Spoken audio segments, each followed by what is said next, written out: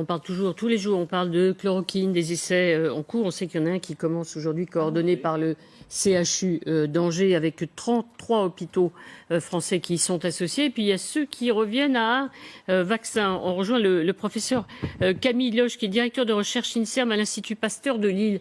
Le BCG. Alors ça nous renvoie pour certains, à beaucoup aux jeunesses, à notre enfance, on va le dire. Voilà, le BCG. Alors, c'est une piste, professeur? Oui, bonjour. Bien, c'est une piste éventuellement, en effet. Et là, on se base sur les capacités du BCG à protéger contre les maladies respiratoires autres que tuberculose. Ça a été montré pour d'autres maladies que le Covid, bien sûr. Ça a été montré notamment pour la grippe dans un certain nombre d'études épidémiologiques, mais également dans les études expérimentales. Donc on pense qu'il y a peut-être un espoir là pour le Covid aussi. Est-ce que vous le testez vraiment? Est-ce qu'il y a des essais cliniques qui sont faits sur des patients? Comment vous testez au fond cette idée? Donc aujourd'hui, il y a toute une série d'essais qui se font dans plusieurs pays dans le monde, plusieurs pays en Europe, y compris, j'espère, la France, quelque chose qu'on essaie de mettre en place. Un grand essai clinique qui se fait actuellement en Australie. Et l'idée, là, c'est de faire vraiment une étude contrôlée par placebo. Ça veut dire que la moitié des sujets qui rentrent dans l'étude vont recevoir le BCG et l'autre moitié va recevoir le placebo. Et à la fin de l'étude, on va essayer de voir si ceux qui ont reçu le BCG sont moins souvent malades ou moins gravement malades que ceux qui ont eu le placebo. C'est-à-dire qu'à quel moment vous utilisez le vaccin? C'est-à-dire qu'au tout début de la maladie?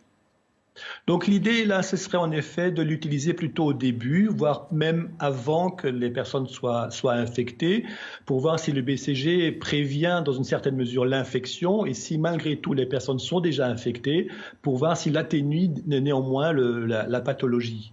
Donc l'idée, là, c'est en fait, dans un certain nombre d'hôpitaux, de recruter du personnel de soins, donc les personnes qui sont le plus à risque de développer l'infection et la maladie, et de leur offrir soit le placebo ou le BCG dans le cadre d'une étude.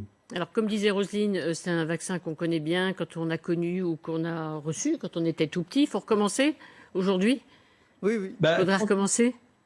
Quand on a reçu le BCG tout petit, c'est comme vous dites, c'est dans la jeune enfance. Le BCG est actuellement recommandé par l'OMS à être donné contre la tuberculose chez les nouveau-nés. Donc les personnes qui aujourd'hui sont le plus malades sont plutôt les adultes. Et donc je pense que même si le BCG a eu un très bel effet au début, au bout de quand même une quinzaine d'années, son effet a certainement diminué et donc il est nécessaire éventuellement de revacciner. Professeur Loche, question du professeur Jean-Paul Mira, qui est le chef du service de réanimation de l'hôpital Cochin. Bonjour. Donc, Bonjour. J'ai bien compris que c'était pour éviter l'apparition de la maladie. Donc, c'est pour des sujets, on va dire, sains, initialement. Ou bien alors pour éviter chez les patients qui vont développer, de voir la sévérité. Le problème, c'est qu'on est en confinement avec des gens ultra protégés quand ils sont exposés. Puisqu'il y a d'autres stratégies qui apparaissent aujourd'hui en donnant des médicaments un peu comme la PrEP sur le sida, mais les gens sont tellement protégés quand ils sont exposés. Il va falloir un nombre considérable de malades pour voir une différence, non? Qu'en pensez-vous? Actuellement, justement, c'est un travail qu'on est en train de faire avec ma collègue Odile Launay pour établir en fait un chiffre qui nous permet d'avoir des valeurs statistiques convenables. Vous avez parfaitement raison. Actuellement, il y a d'autres mesures de prévention qui sont mises en place, ne fût-ce que les masques déjà. Et donc, peut-être la fréquence d'infection qu'on a actuellement, et je l'espère d'ailleurs, va diminuer dans les semaines qui viennent. C'est pour ça que cette étude est une étude à grande échelle dans plusieurs pays étrangers et on essaie tous se coordonner avec le même type de protocole, avec le même type de vaccin, parce qu'il y a plusieurs BCG différents, et aussi avec le même type de placebo. Et donc, on espère quand même d'avoir des chiffres suffisamment importants pour avoir une valeur statistique.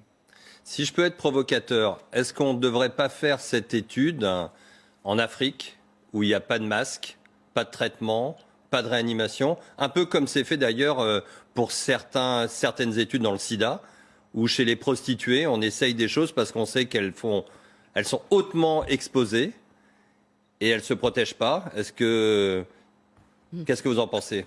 Alors vous avez raison, et d'ailleurs on est en train de réfléchir en parallèle à une étude en Afrique justement pour faire ce même type d'approche avec le BCG, un placebo.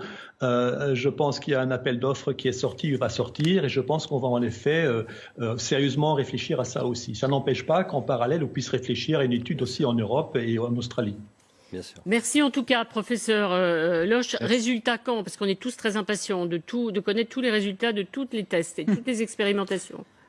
Alors ça, évidemment, c'est une bonne question. Ça dépend d'un certain nombre de choses. D'abord, la vitesse avec laquelle on peut mettre en place l'étude, la vitesse avec laquelle on peut avoir suffisamment de personnes à inclure dans l'étude et aussi la vitesse avec laquelle on peut avoir le financement pour le faire. Une fois qu'on a ça, je pense une fois qu'on a démarré l'étude, je pense qu'il faut attendre à peu près 2 ou 3 mois pour avoir les premiers éléments de réponse si le BCG fonctionne en effet très bien dans ce contexte.